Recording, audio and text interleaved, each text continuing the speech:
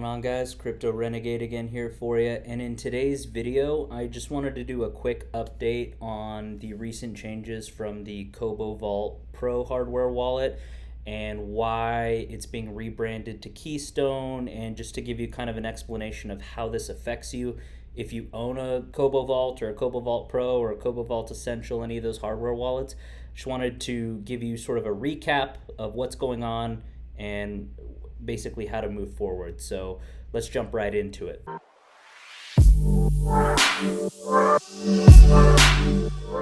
Alright guys, welcome back. So today I wanted to make a video addressing anyone that's purchased a Cobo Vault Pro at any point in time over the past 3 years since it's been released. Now, this is the Cobo Vault Pro, obviously was and is still a functioning and a good hardware wallet. However, there's been a split in the company. So just to rewind a little bit, if you guys didn't know, Cobo as a company is sort of like the Coinbase of China. They've decided to make a turn where they want to focus and migrate their users to a centralized exchange and a centralized custodial service.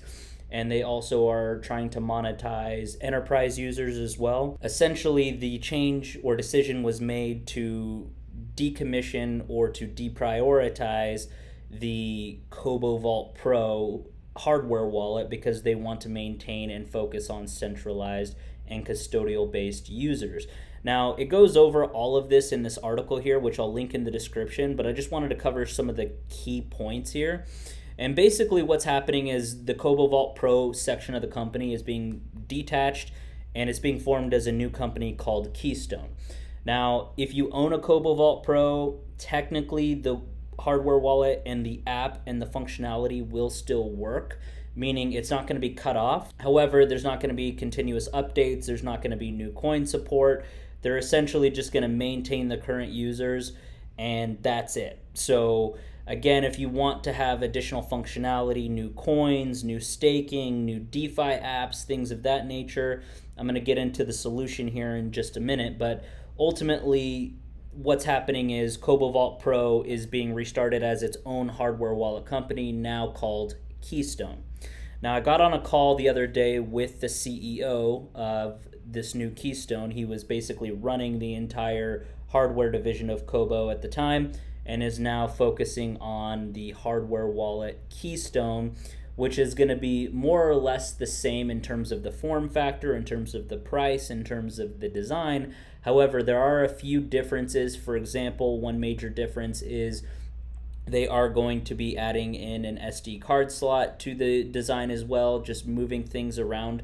But more or less 99% of the form factor and design, being a QR code, air-gapped hardware wallet with fingerprint sensor and so on, will remain the same. Here's where they're at right now. I'll just bottom line this for you. Because of this change, since they're funding and they're building their own hardware wallet device, if you don't want to just keep and maintain exactly what you have with the Cobo Vault Pro, you can purchase the Keystone for 50% off. And the reason that you would want to do that is obviously if you want continuous updates, if you want new coins that are being added. And I'm going to do a follow-up video outlining some of the roadmap that I discussed with the CEO and understanding what things are coming down the pipe. Just one example here, they're working with Cardano Foundation to integrate directly with the Cardano and do staking and some other things. There also is a wireless MetaMask QR code integration for using for DeFi, for Uniswap and things of that nature. Really cool things that I've always been telling them to add. At any rate, if you no longer want to maintain, simply just use what you have with the Cobo Vault Pro. If you email Keystone, and I'll leave the link down below, but if you email Keystone essentially your order number from Cobo, they'll give you 50% off towards the new hardware. Like I said, currently it's essentially the same, but it's going to be maintained. There's going to be new growth.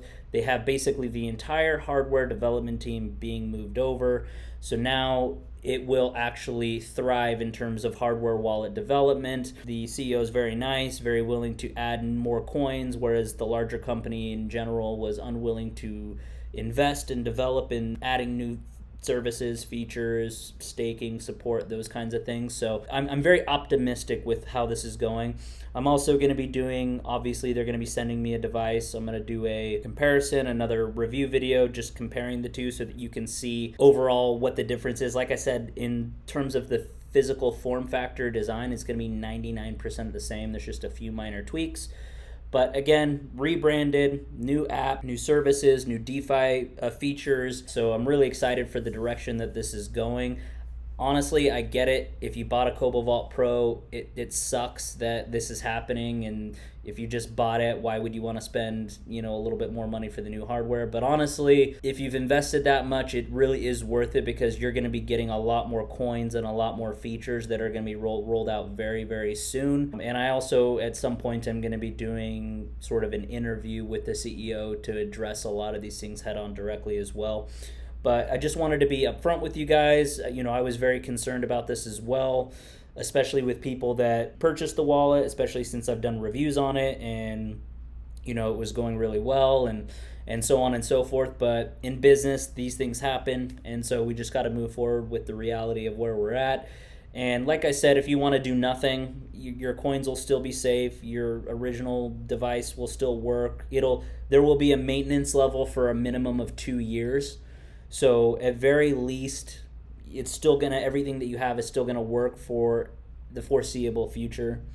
If you want to jump ship there and simply migrate and move your coins to the new device and really have continuous security updates, new features roll out, new staking and so on, I would highly recommend doing that. Check out my link down below if you want to do that, and I'll give you the explanation for how to get 50% off. I'll put it in the description for the new device and kind of moving forward.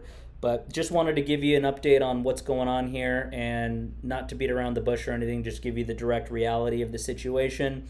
So wanted to just give everyone an update because I did jump on the call with the CEO and had a very long and detailed conversation about what happened, and also more importantly where this is going. Are you going to be maintaining things? Are you going to be updating coins? Are you going to be adding new features? And the answer to all those is yes, and he did show me a roadmap and things that are happening. So look forward to that interview coming shortly. But again, just wanted to give you an update on where we're at here. I made a community post about this, but wanted to kind of get in front of the camera and explain. And I'll also link this article if you want to read the entire breakdown again.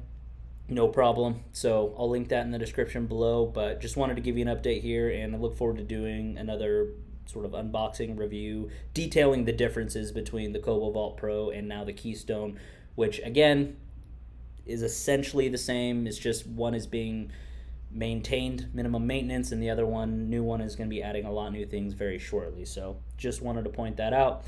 I'm going to go ahead and wrap this up here. I will see you guys in the next video. Crypto Renegade out.